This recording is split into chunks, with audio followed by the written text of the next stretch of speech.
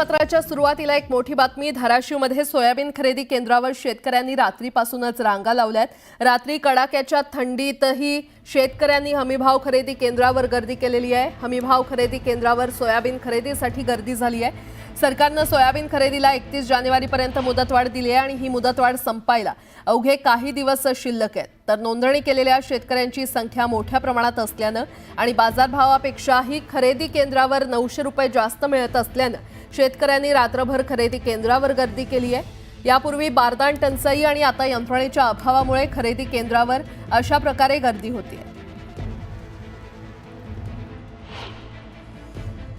जवळजवळ 30-35 वाहनं होती इथं। सकाळपासून वाहनं खाली झालेली आहेत तरी बी आमचा नंबर आलेला नाही। खरेदी केंद्रावर खरेदी केंद्र चांगलं चालू आहे, पण चालू असताना पण गर्दी जास्त असल्यामुळे नंबर यायला वेळ लागतोय। वेळ लागल्यामुळे आमची शेतातली कामं तशीच राहायला लागलेली आहेत। आम्हाला दुधाचे जनावर आहेत, सकाळ संध्याकाळ रोज 2 टाईम परत जायची वेळ यायला लागली।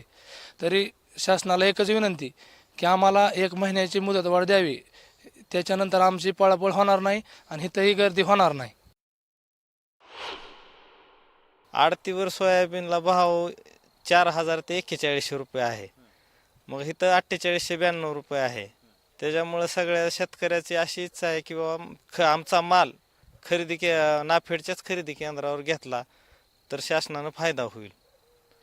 आणि 31 तारखेच्या पुढे जर 1 महिनाभर मुदत दिली तर एवढी घाई बी होणार नाही, फेडरेशनवाल्याची बी पळापळ होणार नाही आणि शेतकऱ्याची बी फजिती होणार नाही।